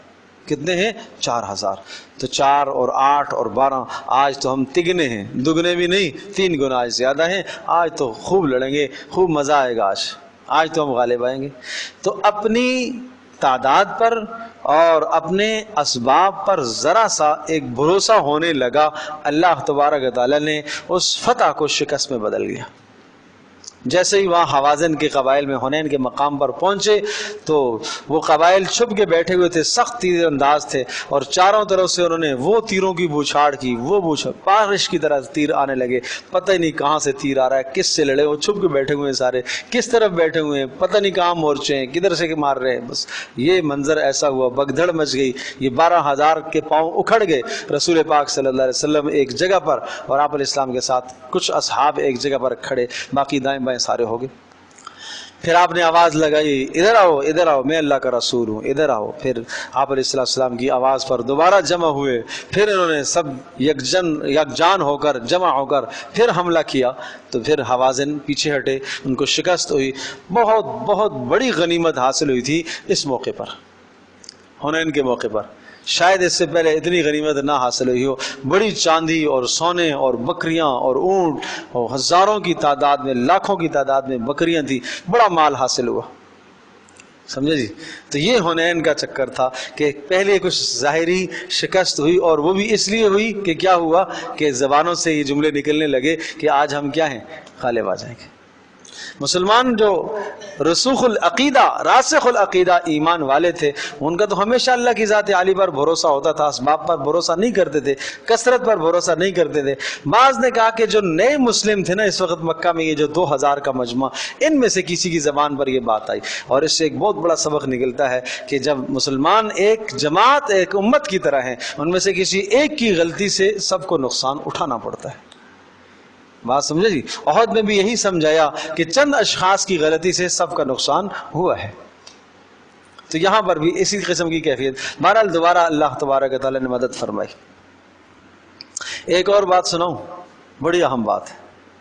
پیارے پیغمبر صلی اللہ تعالیٰ علیہ وسلم جب یہاں سے غنیمت کا مال حاصل ہوا، خوب حاصل ہوا، سبحان اللہ، تو آپ وہاں سے غزوے سے فارغ ہوئے، آپ نے مال غنیمت کو تقسیم فرمایا۔ مال غنیمت کو جب آپ نے تقسیم فرمایا تو مکہ میں جو نئے مسلمان ہوئے تھے نا، ابھی مکہ فتح ہوا تھا، تو ان کو آپ نے زیادہ نوازا، ان کو زیادہ دیا۔ جب ان کو آپ علیہ السلام نے زیادہ دیا، اور وہ اس لیے زیادہ دیا تھا تاکہ اسلام کے سے مانوس ہو جائے، اس کو کہتے ہیں مؤلفۃ القلوب، تالیف قلب کے لیے، تاکہ ان کو کچھ مل جائے تو وہ اسلام کے قریب ہو جائے۔ جب آپ نے ان کو زیادہ دیا تو انصار میں سے کسی کی زبان پر یہ جملہ آ گیا، بعض نے کہا کسی منافق نے کہا، بعض نے کہا کہ ویسے ہی دلوں میں ایک وسوسہ اور خیال سا آ گیا، اور یہ کوئی بعید نہیں ہے انسان کو ایسا خیال کہ لڑنے کے لیے تو ہم آگے رہے، اور جب تقسیم کی باری آئی تو اپنوں، اس لیے کہ وہ مکہ والے کیا تھے، قرابت دار تو تھے نا۔ تو رسول پاک صلی اللہ علیہ وسلم پر آپ کو یہ بات پہنچ گئی کہ یوں انصار کہہ رہے ہیں، تو آپ علیہ السلام نے انصار کو جمع فرمایا۔ بڑا عجیب جملہ آپ نے فرمایا، بڑا عجیب جملہ، اللہ اکبر۔ آپ غمزدہ بھی ہوئے، اور آپ نے کہا کہ دیکھو انصار، جس وادی میں تم چلو اور ایک وادی میں دوسرے لوگ چلیں، میں انصار والی وادی کے پیچھے چلوں گا، جس راستے میں انصار چلیں گے میں اس راستے پر چلوں گا، اور انصار میرے اندر کا لباس ہیں اور باقی لوگ میرے باہر کا لباس ہیں۔ ایک دثار اور ایک شعار۔ شعار اس لباس کو کہتے ہیں جو جسم کے ساتھ لگ رہا، اندر کی بنیان جس طرح سے ہوتی ہے جسم کے ساتھ لگ رہی ہوتی ہے، انصار کی ساتھ ایسی مثال ہے جیسے اندر کا لباس، اور باقی لوگ وہ باہر کا لباس ہے میرے لیے۔ اور پھر ایک عجیب جملہ کہا، تم انصار مجھے یہ بتاؤ، آج کوئی اونٹ لے کے جا رہا، کوئی بکریاں لے کے جا رہے، کوئی سونا، کوئی چاندی، اور تم اللہ کا رسول لے کر جا رہے ہو، یہ کیا کم ہے تمہارے لیے؟ اللہ اکبر۔ بس یہ کہنا تھا کہ انصار کی چیخیں نکل گئی، روئے پھر، اے اللہ کے رسول ہم راضی ہیں، ہم خوش ہیں، اللہ کی جو تقسیم ہے، اللہ کا جو فیصلہ ہے ہم اس پر راضی ہیں، ہمیں نہیں مال چاہیے، ہمیں اللہ اور اس کا رسول چاہیے، ہمیں اللہ اور اس کا رسول چاہیے۔ ایسے دیوانے پروانے تھے۔ مکہ جب فتح ہوا تو آپ علیہ السلام نے جب فاتحانہ مکہ میں داخل ہوئے، اور اس کے بعد آپ علیہ السلام نے وہاں شکرانے کی نماز ادا فرمائی، بڑی لمبی آپ نے دعا کی، اور دعا میں آپ اتنا روئے، سبحان اللہ۔ پھر یہ خیال صحابہ کو ہونے لگا، انصار کو، شاید اب آپ علیہ السلام یہاں ہی رہ جائیں، اپنا آبائی وطن تو تھا نا، آج مکہ فتح ہو گیا ہے اور یہاں آپ کی جائے پیدائش ہے اور یہاں آپ کی نسبتیں ابراہیم علیہ السلام کے ساتھ ہیں اور یہ آپ کی قرابت داریاں ہیں. شاید کہ ایسا ہو آج ہیں. انصار غمگین ہو گئے. پھر آپ نے وہی جملے وہی تسلیاں دی، تم غم نہیں کرو، جس وادی میں تم چلو گے میں اس وادی میں چلوں گا. اللہ اکبر اللہ اکبر. تو انصار کے بڑے فضائل ہیں. یہ سب فضیلتیں انصار کی کس بنیاد پر؟ کہ محمد صلی اللہ علیہ وسلم کے ساتھ انہوں نے مدد کی، دین کو انہوں نے تقویت پہنچائی. تو دین کو جو تقویت دیتا ہے، اپنا مال خرچ کرتا ہے، اپنی جان کو لگاتا ہے، اپنی صلاحیت کو لگاتا ہے، اللہ کے ہاں ان کا یہ مقام ہوا کرتا ہے. تو آج ہمیں بھی سمجھنا چاہیے کہ ہمیں بھی دین کے ساتھ اپنے مال کو، اپنی جانوں کو، اپنی صلاحیتوں کو دین پر وقف کرنا چاہیے. اور اسی طرح سے جو دین کا کام کر رہے ہیں ان کی مدد اور نصرت اور تائید کرنی چاہیے. بہت بڑا اجر ہے. اب سنیے، لقد نصرکم اللہ، خوب اللہ نے مدد کی تمہاری، فی مواطن کثیرۃ، بہت ساری جگہوں پر، جیسے بدر میں اللہ نے مدد کی ہے، ویوم حنین، اور حنین والے دن بھی اللہ نے تمہاری مدد کی ہے. اذ اعجبتکم کثرتکم، اذ اعجبتکم، جب تمہیں خوشی میں ڈالا تھا، تمہیں تعجب میں ڈال دیا تھا. اعجبتکم، تمہیں خوش فہمی میں مبتلا کر دیا تھا. کس نے؟ کثرتکم، تمہاری کثرت نے. اس لیے کہ تم کتنے تھے؟ 12,000، اور سامنے لشکر کتنا تھا؟ 4,000. تو تمہیں تمہاری کثرت نے تعجب میں ڈال دیا، تمہیں تمہاری کثرت نے کیا کر دیا؟ اعجبتکم، خوش فہمی میں مبتلا کر دیا. فلم تغنی عنکم شیئا، وہ تمہاری کثرت نے تمہیں کچھ بھی فائدہ نہ دیا. فلن تغنی عنکم شیئا، فلم تغنی، نہ فائدہ دیا، عنکم، تم سے، شیئا، کچھ بھی. وضاقت علیکم الارض، اور ذاقت، تنگ ہو گئی، علیکم، تمہارے اوپر، الارض، زمین. ہر طرف سے تیر برس رہے ہیں، ایک کشادہ میدان تمہارے لیے تنگ پڑ گیا، کہاں بھاگے؟ بما رحبت، باوجود کھلے اور کشادہ ہونے کے، کہ میدان تو کشادہ تھا، لیکن جب ظاہر سی بات ہے سامنے سے ایک ریلا آ گیا تیروں کا، بارش آ گئی تیروں کی، تو سب ایک جگہ جا کے کنارے میں لگ گئے. ثم ولیتم مدبرین، اور پھر تم بھاگنے لگے پیٹھ پھیر کر میدان سے. ثم انزل اللہ سکینتہ، پھر اللہ پاک نے اتارا ہے، نازل فرمایا، سکینتہ، اپنی طرف سے سکون کو، یعنی غیبی مدد اللہ نے نازل فرمائی، علی رسولہ، رسول کے دل پر، وعلی المؤمنین، اور ایمان والوں پر اطمینان کو نازل فرمایا. ایک تو یہ اللہ پاک نے تمہیں ثابت قدم رہنے کے، تمہارے اندر جذبات اللہ نے پیدا فرمائے. نہیں جم جاؤ رسول کی بات پر، سب جم گئے، سب باتیں فوری یاد آ گئی. فلاں موقع پر اللہ نے مدد کی تھی، فلاں آج بھی اللہ مدد کرے گا، یقین اللہ پر اور بڑھ گیا. تو یہ اللہ کی طرف سے ایک کیفیت طاری ہوئی. نمبر 2، وَأَنزَلَ جُنُودًا، اور اللہ نے ایک لشکر بھیجا، لم تروها، جس کو تم نہیں دیکھ رہے تھے. ملائکہ اتر آئے، ملائکہ اتر آئے. اچھا وہ ملائکہ اتر آئے، وہ کافروں کو نظر آ رہے ہیں، ملائکہ قبیلہ حوازن والوں کو نظر آ رہے ہیں، یہ تو اتنا بڑا لشکر ہو گیا، ان سے ہم نہیں لڑ سکتے. معذب الذین کفروا، اور پھر اللہ تبارک تعالیٰ، دیکھو نسبت کہاں جا رہی ہے. اللہ نے لشکر اتارا، وعذب الذین کفروا، اور اللہ نے عذاب دیا ان کافروں کو، حوازن والوں کو اور ثقیف والوں کو اللہ نے عذاب دیا، اللہ نے عذاب دیا. ہاتھ تمہارے استعمال ہوئے، اللہ پاک نے انہیں عذاب دیا. وذالک جزاء الکافرین، اور یہی جزا اور بدلہ ہوتا ہے کافروں کا. ثم یتوب اللہ من بعد ذلک علی من یشاء، پھر اس کے بعد اللہ پاک نے توبہ قبول فرمائی جس کے لیے چاہا. یہ قبیلہ حوازن والے، ثقیف والے، طائف والے بعد میں مسلمان ہو گئے. تو اب یہ ہے ثم یتوب اللہ، پھر اللہ پاک نے توبہ قبول کر لی، من بعد ذالک، اس لڑائی کے بعد، علی من یشاء، جس کو چاہا. واللہ غفور الرحیم، اللہ بخشنے والا مہربان ہے. اللہ اکبر اللہ اکبر. یا ایھا الذین آمنوا انما المشرکون نجس. اب یہ وہی اعلان ہے جو حضرت علی نے کیا تھا، اس کا تعلق اسی بات کے ساتھ ہے، پہلے والے 2 رکوعوں کے ساتھ. یا ایھا الذین آمنوا، اے ایمان والو، انما المشرکون نجس، یاد رکھنا مشرک نجس ہیں، پلید ہیں، ناپاک ہیں. فلا یقرب المسجد الحرام، لہذا مسجد حرام کے قریب نہیں جائیں گے. بعد عامہم ھذا، اس سال کے بعد، سن 9 ہجری کے بعد. وَإِنْ خِفْتُمْ عَيْلَةً فَسَوْفَ يُغْنِيكُمُ اللَّهُ مِنْ فَضْلِهِ، اچھا اگر تمہیں یہ ڈر لگتا ہے کہ ہم اگر مشرکوں کو بیت اللہ سے روکیں گے تو ہماری آمدنی کے ذرائع بند ہو جائیں گے، اس لیے کہ ہمارے تجارتی مراسم ہیں مکہ والوں کے ساتھ، مکہ سے مدینہ تجارت آتی ہے اور مدینہ سے مکہ تجارت جاتی ہے، معاملات ہیں یہاں پر، وہاں سے کھجوریں یہاں لے کے آتے، آگے فروخت کرتے، تو کہا وَإِنْ خِفْتُمْ، اور اگر تمہیں ڈر لگتا ہے عَيْلَةً فقر کا، تو سنو فَسَوْفَ يُغْنِيكُمُ اللَّهُ مِنْ فَضْلِهِ، اللہ پاک تمہیں غنی کرے گا اپنے فضل سے، انشاء اگر اللہ نے چاہا، ان اللہ علیم حکیم، اللہ تبارک و تعالی حکمت والا اور جاننے والا، اللہ تعالی علم والا اور حکمت والا ہے۔ قاتل الذین، اب پھر وہی ذہن سازی کی جا رہی ہے کہ مکہ فتح ہو رہا اور آگے تبوک تمہیں جانا ہے، تو لہذا کافروں کے ساتھ لڑنے کے لیے ذہن سازی۔ قاتل الذین لا یؤمنون، لڑنا چاہیے تمہیں، الذین لا یؤمنون، ان لوگوں کے ساتھ جو ایمان نہیں رکھتے اللہ پر، ولا بالیوم الآخر، آخرت پر ایمان نہیں رکھتے، ولا یحرمون، اور نہیں حرام سمجھتے، ما اس چیز کو، حرم اللہ و رسولہ، جس کو اللہ اور اس کے رسول نے حرام کیا اس کو یہ حرام نہیں سمجھتے، ولا یدینون دین الحق، اور نہیں قبول کرتے یہ دین حق یعنی دین اسلام کو، من الذین اوتوا الکتاب، اہل کتاب میں سے یہ لوگ جو دین حق کو قبول نہیں کرتے، ان کے ساتھ تمہیں لڑنا ہوگا، حتی یعطوا الجزیہ، یا یہ ہے کہ وہ جزیہ دیں، عن یدن وہم صاغرون، عن یدن ماتحت ہو کر، وہم صاغرون، اور وہ ذلیل ہو کر رہیں گے۔ بڑی عام بات ہے، یہ بڑا بہترین قانون ہے۔ کیا بات ہے؟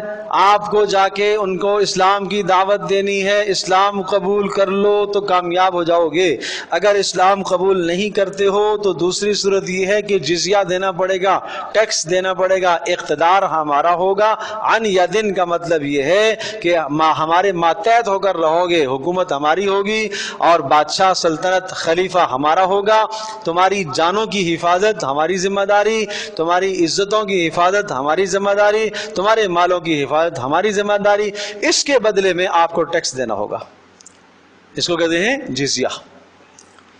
اور ایسا بھی آیا کہ جب مسلمان ان کافروں کی حفاظت سے عاجز آ گئے تو انہوں نے ٹیکس چھوڑ دیے، بھائی ہم آپ سے ٹیکس لیتے تھے اس بنیاد پر کہ ہم آپ کی جانوں کی، آپ کی عزتوں کی، آپ کے تمام معاملات کا تحفظ کرتے تھے، اب اس وقت کسی جگہ پر جنگ چل رہی ہے اور ہماری فوجوں کی اکثریت ادھر نکل گئی ہے، اب ہم اس معاملات کو نہیں دیکھ سکتے، لہٰذا جو آپ جزیہ دیتے تھے وہ جزیہ واپس لے لو۔ یہ اسلام ہے، سمجھے جی؟ اور یہ قانون کس کے لیے تھا؟ یہ قریش کے علاوہ، مکہ والوں کے علاوہ، جزیرت العرب کے علاوہ، اس لیے کہ آپ علیہ السلام جزیرت العرب میں مبعوث ہوئے، وہاں کا قانون یہ نہیں تھا، وہاں قانون یہ ہے اسلام قبول کر لو، نہیں تو یہاں سے نکل جاؤ اور یا پھر تلوار ہے۔ جزیے کا قانون ان کے لیے نہیں تھا، اس لیے کہ یہ رسول پاک صلی اللہ علیہ وسلم کا خاندان ہے، یہ آپ کی زبان والے ہیں اور جناب قرآن کی فصاحت کو سمجھتے ہیں، بلاغت کو سمجھتے ہیں۔ ایک امی شخص درمیان سے کھڑا ہوا اور اس کی زبان سے فصیح بلیغ کلمات جو نکل رہے ہیں، یہ اس کی رسالت پر کھلی دلیل نہیں ہے، تم کیوں نہیں مانتے ہو؟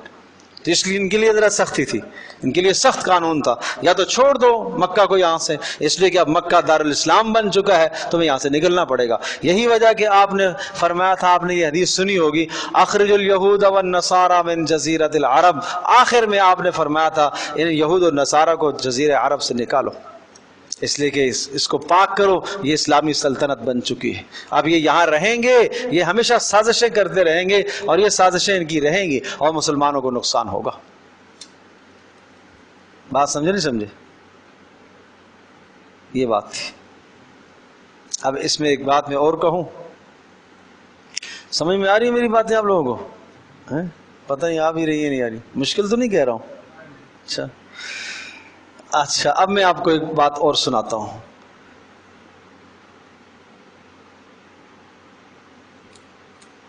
حضرت عمر بن خطاب رضی اللہ تعالیٰ عنہ کی شہادت کب ہوئی؟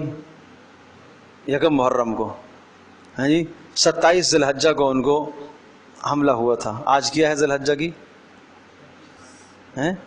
25، قریب آنے والا ہے۔ بڑا ایک عجیب منظر میں آپ کو سناؤں، کس نے مارا تھا؟ بولو۔ مجوسی تھا، ابو لولو فیروز مجوسی تھا۔ یہ کہاں سے آیا تھا؟ یہ ایرانی تھا، فارسی تھا، ٹھیک ہے، یہ کہاں تھا؟ یہ مدینہ میں رہتا تھا. یہ حضرت مغیرہ ابن شعبہ کا غلام تھا، اور بات وہی تھی پیارے پیغمبر صلی اللہ علیہ وسلم کی کہ یہود و نصارہ کو یہاں نہ رہنے دیا جائے. لیکن کہیں کہیں کا کوئی غلام رہ جائے تو اس کو وہ اس حدیث کے خلاف نہیں ہے. ٹھیک ہے، کوئی غلام ہے، غلام کیا کرے گا؟ مطلب ہے کہ وہ کیا سازش کرے گا؟ وہ تو سب کچھ اس کا آقا کے سامنے ہے، اس کا اٹھنا، اس کا بیٹھنا، اس کا کھانا، اس کا پینا، اس کے پاس کوئی طاقت نہیں ہے، وہ کیا کرے گا؟ تو حضرت مغیرہ بن شعبہ رضی اللہ تعالیٰ عنہ کا غلام تھا. تو عمر نے کہا اس کو باہر کرو، مدینہ میں اس کو نہیں رہنا چاہیے. مغیرہ بن شعبہ نے یہ سفارش کی تھی کہ یہ تجربہ کار ہے، یہ شاندار وہ ہے، حداد، لوہار تلواریں بناتا ہے، ہتھیار بناتا ہے، بڑی کا کام کرتا ہے، اور تیریں بناتا ہے، پتہ نہیں کیا کچھ اس قسم کے کام کرتا تھا یہ. تو لہٰذا مسلمانوں کو اس سے فائدہ ہوگا، اور باہر سے ہم دور دراز سے یہ چیزیں بنا کے لاتے ہیں تو یہ یہاں کام کرے گا، فائدہ ہوگا. اچھا، جو غلام مدینہ کے اندر اس طرح سے کام کرتے تھے، اگر ان کا کاروبار، یہ کاروبار سمجھو اس کا کاروبار ہے، تو وہ اپنے آقا کو جو ہے وہ یومیہ دیا کرتے تھے. یہ قانون تھا، اپنے آقا کو یومیہ دیتے تھے کہ آپ کو آقا نے ٹھکانہ دیا ہوا ہے، رہائش دی ہے، سب کچھ، تو اس کے بدلے میں آقا کو 2 درہم دیا کرتا تھا یہ اپنے آقا مغیرہ ابن شعبہ کو. تو ایک دن حضرت عمر کو جا کے شکایت لگانے لگا، اور تجزیہ نگار جو بعد کے مورخین ہیں انہوں نے لکھا ہے کہ یہ در حقیقت شکایت لگانے نہیں گیا تھا، یہ تجسس کرنے گیا تھا، اور یہ بھیجا ہوا تھا پیچھے سے، یہ پورا منصوبہ تھا. تو اس نے آ کے کہا کہ جناب مغیرہ ابن شعبہ مجھ سے کام زیادہ لیتے ہیں، مطلب ہے کہ مجھ سے پیسے زیادہ لیتے ہیں. کتنے لیتے ہیں جی؟ کہا 2 درہم، کو زیادہ نہیں لے رہے. تمہارا کیا کام ہے؟ کہا یہ کام ہے. کہا ان کاموں کے حساب سے تو ٹھیک لیتا ہے، زیادہ نہیں لیتا ہے. تو اس نے یہ جملہ بولا کہ میرے سوا ہر ایک کے لیے عمر کا عدل ہے، لیکن میرے لیے عدل نہیں ہے. سمجھے؟ اچھا، بات آئی گئی ہو گئی. حضرت عمر رضی اللہ تعالی عنہ نے اس کے اس جملے کو بھانپ لیا کہ یہ کوئی ہلکی بات نہیں کہہ رہا ہے. خیر، کچھ دنوں کے بعد حضرت عمر کو کہیں نظر آیا باہر. تو حضرت عمر کو نظر آیا تو حضرت عمر نے اس کو اس لیے لینا چاہا کہ تاکہ کوئی پروپیگنڈا کسی قسم کا نہ کرے. تو آپ نے فرمایا مجھے ایک تلوار بنانی ہے، بنا دو گے؟ میرا کچھ کام ہے، کرنا ہے، کر لو گے؟ تو اس نے کہا کہ ہاں کر دوں گا، اور ایسا کروں گا کہ مشرق اور مغرب کو پتہ چلے گا. حضرت عمر نے اس کا یہ جملہ سنا تو ساتھیوں سے کہا کہ یہ دھمکی دے کے گیا ہے مجھے،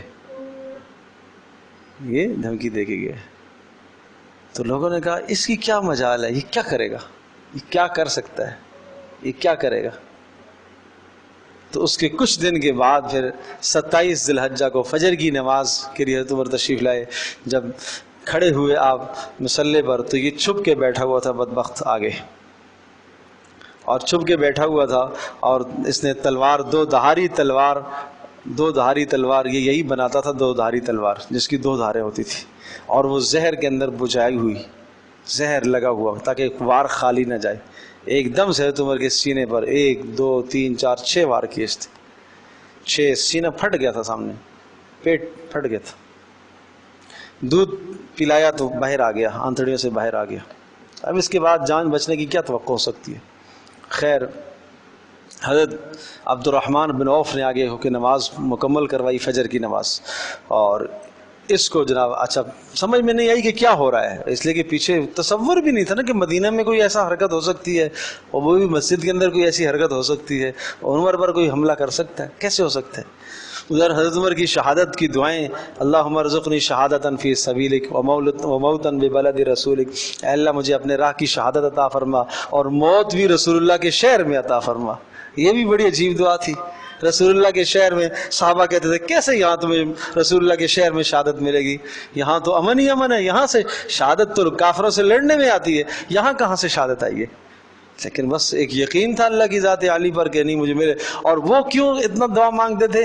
رسول اللہ کے ساتھ دفن ہونا چاہتے تھے. یہ حسرت تھی حضرت عمر کی. اللہ اکبر. تو خیر نماز عبد الرحمن ابن عوف نے پڑھائی. اچھا لوگوں نے اس کو پکڑنا چاہا تو اسی دوران کچھ 6 آدمی اور شہید ہو گئے جنہوں نے اس کو گرپ کرنا چاہا, اور اتنا یہ طاقتور تھا, اور 2 دھاری تلوار آگے پیچھے چلائی اس نے.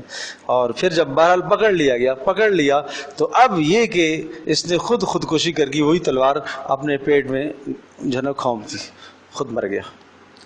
تو اب وہ بات تو نہیں آ سکی کہ یہ آیا کہاں سے ہے, مطلب ہے کہ پیچھے کس کی سازش ہے. بات یہ ہے کہ اگر وہ زندہ پکڑا جاتا تو پھر تفتیش ہوتی, حالات پوچھے جاتے, یہ ہوتا, سارا سلسلہ ہوتا. لیکن اس لیے مورخین نے لکھا ہے کہ پیچھے اس کو منصوبہ دے کر بھیجا گیا یہود و نصارہ کی طرف سے حضرت عمر بن خطاب رضی اللہ تعالیٰ کو ختم کرنے کے لیے. تو حضرت عمر نے پوچھا جب تھوڑا سا ہوش آیا کہ کس نے مارا مجھے, تو لوگوں نے کہا کہ ابو لولو مجوسی نے. تو مسکرائے اور ہنسے, خوش ہوئے, کہا اللہ تیرا شکر ہے کہ کسی مسلمان کے ہاتھوں میرا خون نہیں ہوا. مطلب ہے کہ شہادت کا مرتبہ جس کی دعائیں میں مانگا کرتا تھا اس کا وقت قریب آ گیا. اور پھر وصیتیں کی, 1 دن 2 دن, 1 محرم کو پھر دنیا سے رخصت ہو گئے. تو بات کیوں اور کہاں سے چلی تھی؟ ہاں یہود و نصارہ کو یہاں سے نکالو. اخرج الیہود والنصارى من جزیرۃ العرب, اس لیے کہ جناب یہ یہاں سازشیں کریں گے, یہ اسلام کو پنپنے نہیں دیں گے, اسلام کی ترقی کو یہ برداشت نہیں کرتے. ٹھیک ہے جی. تو اب یہاں پر ہے حتی یعطوا الجزیۃ, مسلسل ان سے لڑائی رہے گی یہاں تک کہ یہ جزیہ نہ ادا کریں, ٹیکس نہ ادا کریں, عن یدن ماتحت ہو کر, وہم صاغرون, اور ذلیل ہو کر رہیں گے. یہ بڑی عجیب بات ہے, سن لیں اس کو, بڑی اہم بات ہے. ہمارے ملک کے اندر اقلیتی قومیں جو آباد ہے ان کے قوانین ہیں, اسلام قوانین بتاتا ہے. جو قومیں یہاں پر اقلیتی آباد ہیں ان کو ان کے اپنے مذہب خانے کے اندر, اپنے عبادت خانے کے اندر جو کچھ کرنا چاہیں اجازت ہے, اسلام نہیں روکتا. ہم ان کو عبادت خانہ بنا کر نہیں دیں گے, بات سمجھے جی, نہ ہم ان کو عبادت خانہ بنانے میں تعاون کریں گے. وہ اپنی بستی میں, اپنے خطے میں بنانا چاہیں بنائیں. ٹھیک ہے جی. نمبر 2, ان کو اپنے مذہب کی پرچار کرنے کی اجازت ہماری اسلامی سلطنت میں نہیں ہوگی. علل اعلان اپنے مذہب کا پرچار نہیں کر سکتے. نمبر 3, اپنی خاص شناخت وہ ہمارے ملک میں ظاہر نہیں کر سکتے. سلیب نہیں لٹکا سکتے, وہ یہاں نہیں لٹکی ہیں گھروں پر. گورا قبرستان میں کتنی بڑی بنا دی ہے. یہ سب اسلامی قوانین کے خلاف ہے, یہ اجازت اسلام ان کو نہیں دیتا. اس لیے کہ قرآن کیا کہتا ہے, صاغرون, ذلیل ہو کر رہیں گے, عزت کے ساتھ نہیں رہیں گے. راستے میں چل رہے ہیں, ادھر سے ایک یہودی آیا, ادھر سے ایک مسلمان جا رہا ہے, وہ مسلمان کو راستہ دے گا, مسلمان اس کو راستہ نہیں دے گا. یہاں انہیں پروٹوکول ملتا ہے, ہمیں نہیں ملتا, سمجھے جی. تو راستہ وہ دے گا, وہ ایک کنارے پر کھڑا ہوگا, مسلمان گزرے گا, سمجھے جی. اور اگر راستہ تنگ ہے وہ نیچے اترے گا, مسلمان نہیں نیچے اترے گا. اس لیے کہ اسلام ایک مذہب ہے, اسلام ایک شان رکھتا ہے, اسلام ایک شان و شوکت اور دبدبہ رکھتا ہے. اسلام کو کیوں دبنا چاہیے, مسلمان کو کیوں دبنا چاہیے اس سے؟ لیکن چونکہ یہ سب کچھ آج اس لیے ہم کر رہے ہیں کہ غیر ہم سے ناراض ہو جائیں گے, سمجھے جی. وہ آپ مجھ سے زیادہ حالات ملک کے جانتے ہو, میں تو زیادہ پڑھتا بھی نہیں ہوں اور نہ زیادہ جو ہے ان چیزوں کو دیکھتا ہوں. بہرحال یہ چند باتیں جو ہیں یہ تو یقیناً ہمارے ہاں کیا ہو رہا ہے. ہمیں سمجھنا چاہیے کہ اسلام اقلیتوں کو کتنا تحفظ دیتا ہے اور کس انداز سے تحفظ دیتا ہے. اسلام ضرور تحفظ دیتا ہے. اسلام یہ کہہ رہا ہے ان کے جانوں کا تحفظ, ان کے مالوں کا تحفظ, ان کو وہ حقوق دیے جائیں گے جو ہمیں حقوق دیے جاتے ہیں, یہ سب تحفظ ہے. لیکن ان کو مذہب کا پرچار کرنے کی اجازت نہیں ہوگی. وہ عزت کے ساتھ دن دناتے پھریں, یہ اجازت نہیں ہوگی. وہ ہمارے مسلمان پر ہاتھ اٹھائیں, اس کی اجازت نہیں ہوگی, سمجھے. تو یہ ہے حتی یعطوا الجزیۃ عن ید وہم صاغرون, یہاں تک کہ وہ جزیہ ادا کریں اور ماتحت ہو کر, وہم صاغرون, اور ذلیل ہو کر وہ رہیں. وقالت الیہود عزیر ابن اللہ, لڑائی جہاد اس لیے مشروع کیا گیا ہے. یہود کہتے ہیں عزیر اللہ کا بیٹا ہے، نصارہ کہتے ہیں مسیح اللہ کا بیٹا ہے، عیسیٰ اللہ کا بیٹا ہے. ذالک قولہم بافواہہم، یہ ان کی زبانوں کی باتیں ہیں. یضاہئون قول الذین کفروا، مشابہت رکھتے ہیں قول الذین کفروا، ان کی باتیں ان کافروں کے جو پہلے گزرے، پہلے بھی اس قسم کی لوگ باتیں کہہ چکے ہیں. قاتلہم اللہ، اللہ غارت کرے ان کو، تباہ کرے اللہ ان کو. بددعائیہ کلمہ دیکھا، قاتلہم اللہ، اللہ ان کو تباہ کرے. انا یوفکون، کہاں بھٹکتے پھرتے ہیں. اس لیے جہاد کا حکم دیا. اتخذوا احبارہم ورہبانہم، انہوں نے ٹھہرا لیا ہے احبارہم اپنے مذہبی پیشواؤں کو، یہود نے، ورہبانہم اور نصارہ نے اپنے پوپ پادریوں کو ٹھہرا دیا اربابا من دون اللہ، اللہ کے سوا انہوں نے رب بنا لیا ان کو. والمسیح ابن مریم، اور مسیح بن مریم کو انہوں نے رب بنایا ہے. فما امروا الا لیعبدوا الہا واحدہ، حالانکہ نہیں حکم دیا گیا انہیں مگر اس بات کا کہ وہ بندگی کرے صرف ایک اللہ کی، لا الہ الا ہو، جس کے سوا کوئی بندگی کے لائق نہیں ہے. سبحانہ، وہ پاک ہے اولاد کے ٹھہرانے سے، عما یشرکون، ان تمام باتوں سے پاک ہے جو یہ شریک ٹھہراتے ہیں اللہ کے ساتھ. یریدون ان یطفئوا نور اللہ، یہ سازشیں کر کے چاہتے ہیں ان یطفئوا، کہ بجھائیں اللہ کے نور کو. اللہ کے نور سے مراد اسلام. بافواہہم، اپنے منہوں سے نور کو بجھائیں. منہ سے نور کو بجانا یعنی زبان سے اعتراضات کر کے، بیہودہ باتیں کر کے. وَيَأْبَى اللَّهُ، اور اللہ انکار کر رہا، اللہ پاک نہیں بجانے دے گا اسلام. إِلَّا أَن يُتِمَّ نُورَهُ، اللہ اپنے نور کو مکمل کرے گا.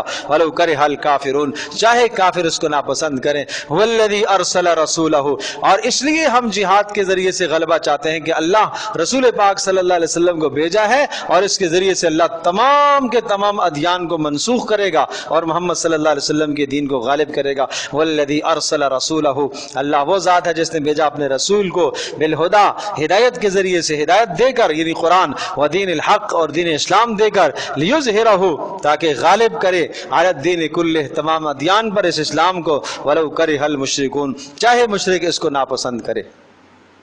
یا ایہا الذین آمنو، ایمان والو، ان کثیرا من الاحبار، بے شک بہت سارے احبار، یہود کے جو مذہبی پیشوا ہیں، رہبان نصارہ کے جو مذہبی پیشوا ہیں، لیاکلون اموال الناس، وہ لوگوں کے مالوں کو بٹورتے ہیں اور کھاتے ہیں، بالباطل، ناحق طریقے سے، من گھڑت قصے اور غلط فتوے دے کر. ویصدون عن سبیل اللہ، اور لوگوں کو اللہ کی راہ سے یعنی اسلام کی راہ سے روکتے ہیں. والذین یکنزون الذہب، اور جو خزانہ کرتے ہیں الذہب، سونے کو، والفضہ، چاندی کو، ولا ينفقونها فی سبیل اللہ، اور اللہ کی راہ میں خرچ نہیں کرتے، چاہے وہ مسلمان ہوں، مرد ہوں، عورتیں ہوں. فبشرہم بعذاب علیم، ان کو دردناک عذاب کی اطلاع کر دو، سخت عذاب ان کو دیا جائے گا یہ زکوٰۃ نہ دینے کا. یوم یحمى علیہا فی نار جہنم، جس دن یحمى، گرم کر دیا جائے گا، علیہا، ان پر، فی نار جہنم، جہنم کی آگ میں یہ سونا چاندی گرم کر کے، فتکوى، داغا جائے گا، بہا، اس سونے چاندی کے ذریعے سے، جباہہم، ان کی پیشانیوں کو، وجنوبہم، ان کے پہلوؤں کو، وظہورہم، ان کی پشتوں کو.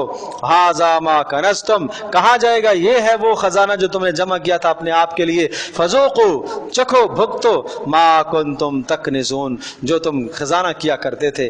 تو یہ اسباب ہیں. ان اسباب کی وجہ سے ضروری ہے کہ اسلام کا غلبہ ہو، اور دنیا میں اس قسم کی باتیں جب چھا چکی ہیں. ان عدت الشہور، اور مشرکین نے ایک اور خرابی بھی برباد کر رکھی تھی، ایک خرابی اور بھی تھی. وہ کیا کہ مہینوں کا نظام بگاڑا ہوا تھا. جس کو چاہتے محرم بنا دیتے، جس کو چاہتے ذی الحجہ کر دیتے. اس سال ہمارا حج بھائی ذی الحجہ میں نہیں ہوگا، اس سال ہم حج محرم میں کریں گے، اس سال ہم حج ربیع الاول میں کریں گے، اپنی مرضی سے. تو وہ ان عدت الشہور، بے شک مہینوں کی گنتی، عند اللہ، اللہ کے ہاں، 12 شہرن، 12 ہے، فی کتاب اللہ، اللہ کی کتاب میں. یوم خلق السماوات، اس دن سے ہے یہ گنتی جس دن سے آسمان و زمین پیدا ہوئے. منہا اربعۃ حرم، 4 ان میں سے قابل احترام ہیں. ذالک الدین القیم. بس یہاں سے پھر میں دوبارہ انشاءاللہ اگلے نشست میں پڑھائیں گے ان عدت الشہور سے. وآخر دعوانا الحمدللہ رب العالمین.